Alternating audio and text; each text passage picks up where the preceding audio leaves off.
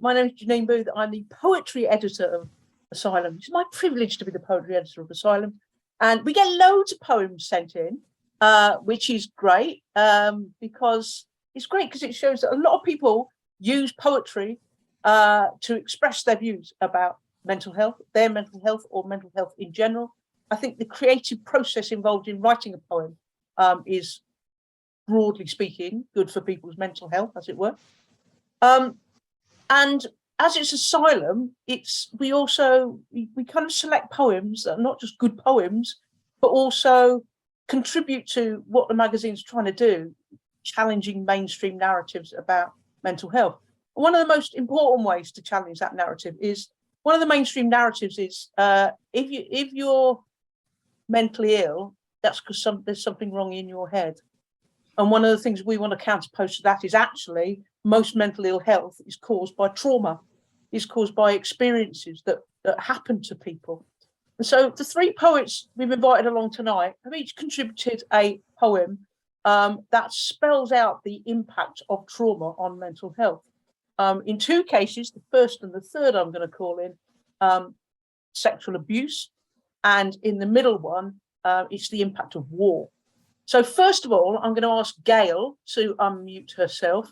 I've known Gail for a while. I love Gail. She puts on festivals. She puts on festivals called Something Else, and they're really good. And if you're a fan of festivals, come along and chill out at a festival with Gail. Look out for those. But something happened to Gail last year that shouldn't ever happen to anyone, but it does. And she incredibly bravely spoke about it, both on her social media and through writing this poem. It's her story to tell, so I will hand over to Gail. So thanks, Janine, and thanks for including me in a magazine that I didn't even know existed and have now subscribed and I'm very much enjoying. This poem's called Survivor. It's also now out as a song and video with my band to raise money for Women's Aid. We've raised over £200 already. Comes with a trigger warning, as it is one of the poems that I wrote after I was raped and violently sexually assaulted in my home last year. So here it is. I sat alone in the abyss with a lighter in hand, not to hide from the dark, but to burn to the ground that poison that soaks what should only be mine, my body, my autonomy, my home and my mind. And I cried for the billion or more of us who have drowned in this same bowl of patriarchal stew. And I thought of the boys inside the men who abuse. And as the clock sang its song, I cried for them too. I took off my armour, stood naked with the legions of the all too familiar slavering demons. And I stared into their hungry eyes, thanked them for their time, showed them pictures of the past, and the battle was mine. I will not lay down to be trampled or climbed on. What you borrowed from me is still mine, and there's time on these hands that were not made to clean your dirty dishes. God help those in power if I'm ever granted 3 wishes. Because I'd wish for a world where equity reigns and humans weren't obsessed with personal gain, and equality and diversity were words of the past, and abuse only existed in a history class, and we were all safe in our own skin, in our own space. And I'm going to keep wishing, because with painted smiles, I walked for miles in the places that are safest. Liberty holds no space for me unless I take it. And now I've grieved, thought was thieved, and my scars shine like the stars. I will stand hand in the shadows with my fellow survivors while we blow those grey clouds away. And when I die, at least I tried to fight for a brighter day. Thank you. Fantastic, Gail. Thank you very much. Great stuff. Okay, so our second poet is Fred. Fred the Ninja, as he is known. I've got to know Fred over the last year and a bit, as he regularly turns up to the open mic at Spoken Word Lewis, which I run in the town in which I live in East Sussex. And when Russia invaded Ukraine just over a year ago, Fred turned up and did this poem, which he said it's actually not really a poem, it's just an unstructured rant. And actually, some of the best poems are unstructured rants. And I think it sums up really neatly how the impact that war and fleeing from war and fear of war can have on people's mental health. So with his excellent poem, Fucking Tanks, here is Fred the Ninja. Right, so anyway, yeah, I wrote this about a year ago, a couple of weeks into the invasion, and people said I should perform it, and it seems to work. And I managed to get it in for a Ukraine benefit gig we did, which is brilliant because that's what it was written for. So, fucking tanks. I owe my very existence to Russian fucking tanks. If my father hadn't run from them 67 years ago in Hungary, he never would have come here, never would have met my mum. Even though I never faced them myself, the bloody trail of their tracks is still imprinted on my life. The trauma he carried from that time shaped him, and it shaped me too in turn.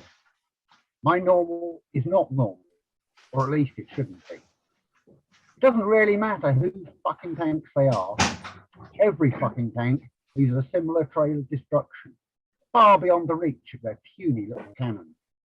And here we go again. Fucking tanks. Okay, and the third of our poets is Holly. Now, Holly, it was, I was going to say pleasure, but pleasure is not quite the right word. It was my honour, actually, to read her new collection of poems, which is called Dirty.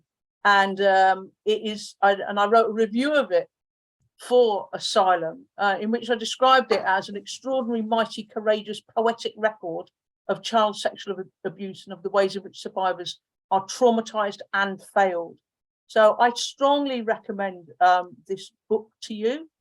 And Holly, and alongside the review in the magazine, we've included a poem by Holly. But honestly, once you've heard one of these poems, I really hope you want to read the whole collection, because although each poem does stand on its own, it taken together, they're greater than the sum of their parts. They tell a story, but they tell it in a way that is emotional, but not distorted by emotion, if you know what I mean. It's factual, and it gives you the issues, and it's also beautifully crafted poetry as well. So I'll stop with the obsequious fawning now and hand over to Holly. Holly Bars. Right. This is a treat for me as well, because I haven't read this one out to an audience yet. Okay.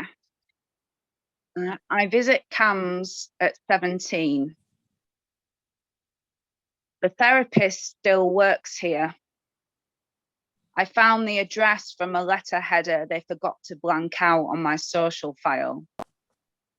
She says hello, and I don't recognize her.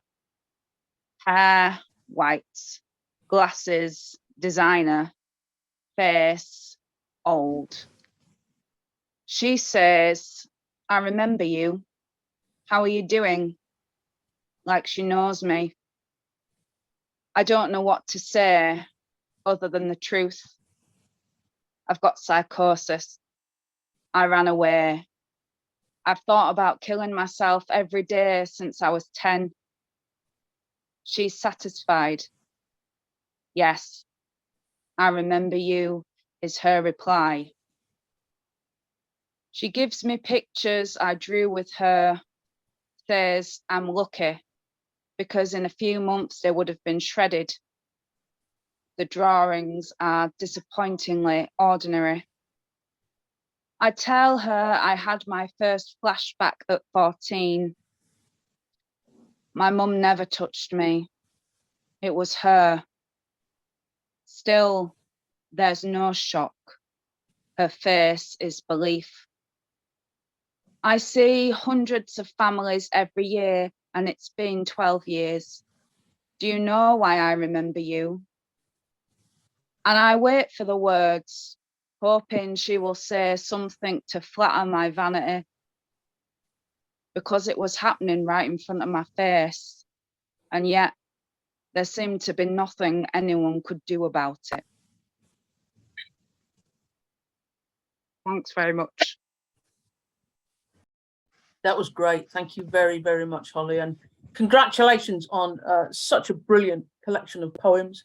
It's incredibly moving, but also very, very skillfully written. So before I hand back to Hel, just a reminder that you too can submit poems to Asylum. So if you have written or have just been inspired to write poetry which in some broad sense challenges the mainstream narrative on mental health, or if you know anyone who writes stuff like that, then please send it in, and you never know, you might be on here in 3 months' time reading your poem. Thanks very much. Brilliant. Thank you so much, Fred, Holly and Gail. Fantastic. And Janine for bringing our wonderful poets here with us this evening.